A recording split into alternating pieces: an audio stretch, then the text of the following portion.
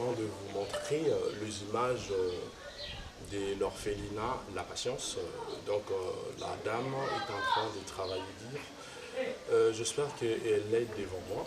Je vais devoir parler avec elle pour avoir beaucoup plus de détails concernant le travail abattu. Bonjour madame. Bonjour papa. Tu vas bien? Oui, très bien. Orphelinat La Patience. Oui. Ça a commencé comment? Orphelinat La Patience et bandanga depuis l'âge de 20 ans. Ok. Na bandanga palanga. Bato ebele bayebi na kodisi déjà pas nebele. On a ezalaki na place te ki nzambe apesanga place nde na yeko banamela. Ok. Donc si je comprends mieux, par les ici quand il y a orphelinat, donc parcelle où ils sont mis dans l'orphelinat. Parcelle oyo eza ya pasteur asomba ya mobali na nga nde apesinga mpona banda kosala nzambe eza ya pasteur. Ok.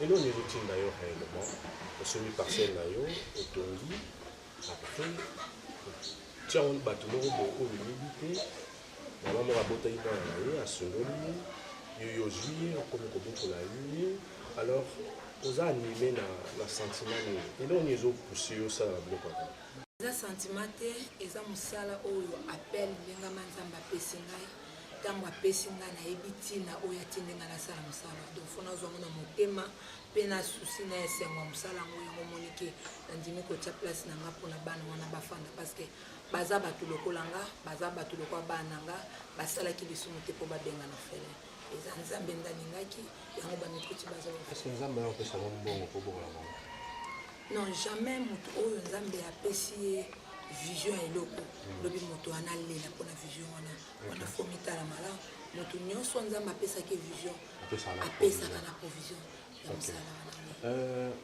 Depuis, ça fait combien de temps depuis que au construire, depuis que mosala ezali kocontinue osali déjà combien de temps depuis que oza banda naza na lopango nasali déjà 3 ans mais banda na ndako nasali nango déjà 8 ans donc nyonso nakosala ata 11 ans d'expérience ya ofanda na donc osala kaka na motema malamu oza eloko moko te ozozela na nsima nango soki naozela eloko euti epai ya nzambe parceke ye nde moto apesinga mosala donc naosala yango selo na vision mpe na oyo alobi nasala nde yango naosala.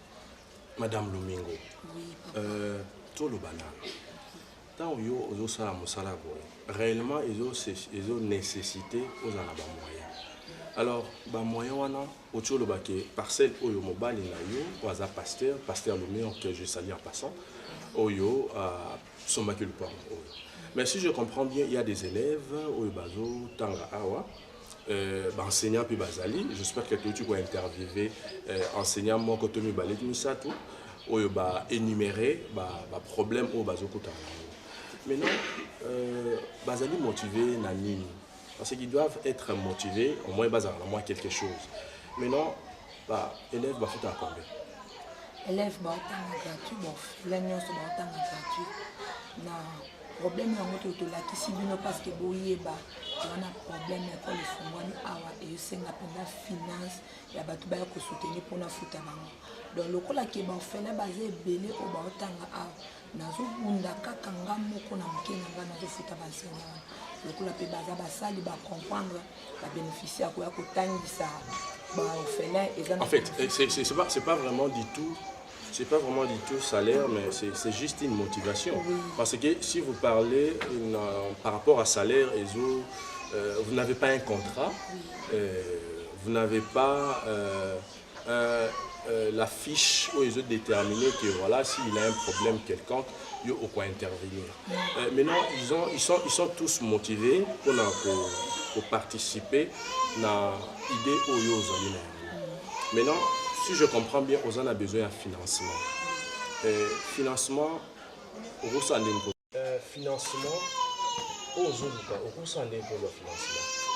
Il y a liboso financement liboso naosenga na bato la mitema o baomona baolanda bémission oyo parce que eza mosala oyo nzambe apesi nazosala yango vraimen na motema bamoyen na ngai eza limite nakoki kose présente naza mama pasteur mais na bozwi na ngai naza mwasi ya soda mais nazondima kosala biloko oyo na motema na nga mobimba bafuta biso combien mais na mosala nga mona osala na oteka na mikemike na na osala na ndima kosunga bana ebele obomona donc c'est-à-dire elakisi ke na oyo nzambe azopambola yo oza na mbongo moko de fois bombi yango kaka quelque part mais eza na mosala moko nzambe koto azosengaki mbongo na yango kosunga okanga biso motema te j'espère omoni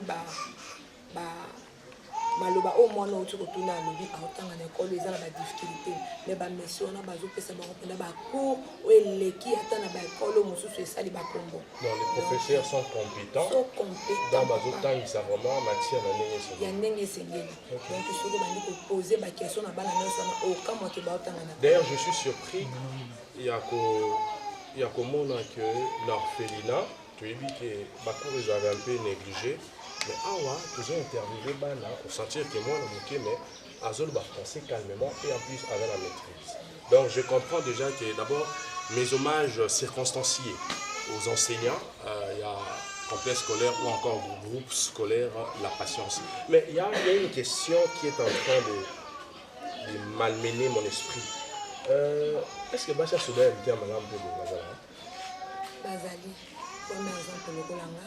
Eza na bamisusu bazali nano baza na posa kosunga mais nano nzambe apesi bango makoki pe vision te mais na baoyo biso déjà nzambe apesi na se présente parce que na moto akomona nga boye ondima te naza mwasi ya soda bato bayebi basalaire ya basa basoda bafuta biso combien naza na bana mais lokola eza appel ya nzambe na ndimi kosala yango donc na yo okolingi otianga maboko olobi ke mama oyo des fois na basalaire bazozwa naza na charge azovivre combien naza wana mobali na yo aza soda ndenge tolo bata soda ndenge bakomesa kobenga soldat aza soldat ndenge nini andimi koinvestir na mbongo na ye ya mokie na si je peux dire bainconnu parce que so ozocomprendre bien bule na bino couple na bino vraiment boza anime na bonne foi na niveau moko nazokoka même pas kocompara donc nyonso wana ezaka nzambe oui nyonso wana eza nzambe mobali nanga aza mwana oyo abotami na libota moko ya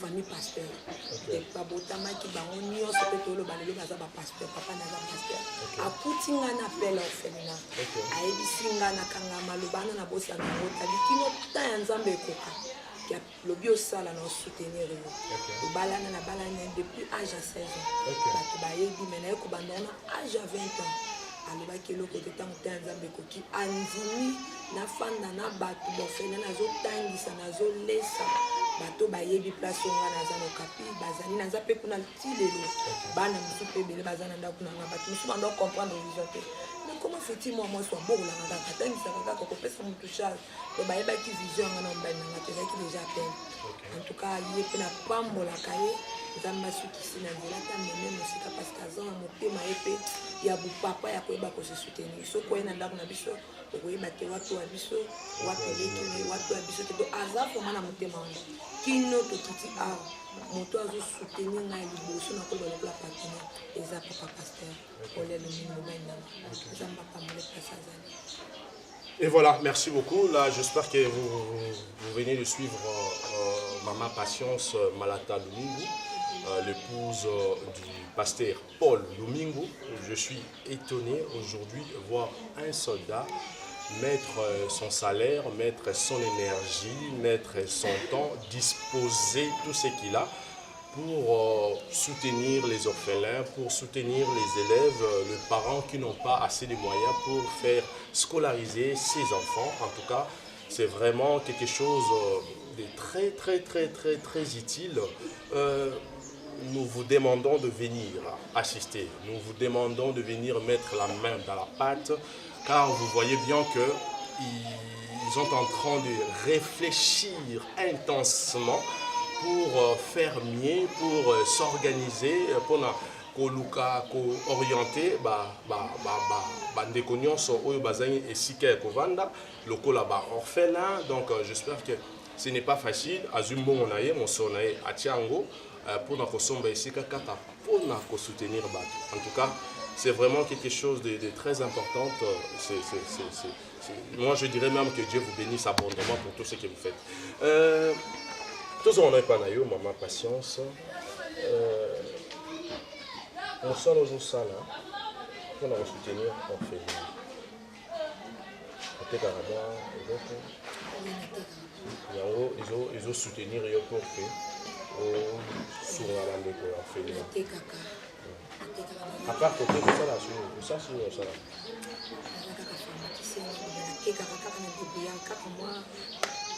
on dirait casquette wana mosusu oboyi tolobela ngo lelo tofrole ata kofrole non donc à part koteka naza aussi moyembi yango nde tolinga oloba kala mingi te bolingi bozwa album na bino eza na titre ya mokili elingi elinga te balobi bana nzambe babungisaka bango te biloko ya nzambe ntango amona intere na ye apesaka biloko ya malamu ntango nzambe apesa yanga banzembo wana nabwaki deja moko ezobetama clip nango kala mingi te tozobeta oyo ezoloba nini mokili elingi elinga te nga na osimba bilaka na ngai donc bandoki baloba te oyo nzambe aloba mpo na nga ekokisama donc naza na mwa makambo ebele nazosala yango ezosalaki nzambe apambolanga mosalo ekende plus.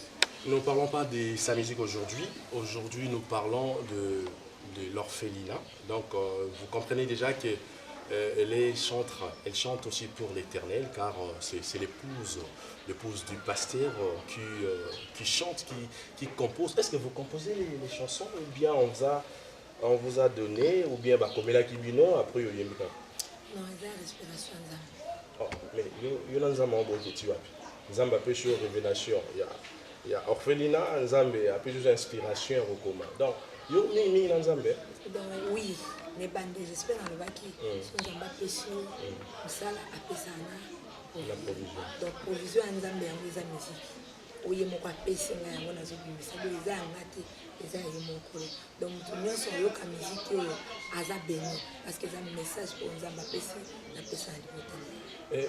Vous pouvez avoir un message précisément, particulièrement pour toutes les femmes de la République démocratique du Congo, par rapport à ce que vous faites et par rapport à ce que vous attendez comme soutien.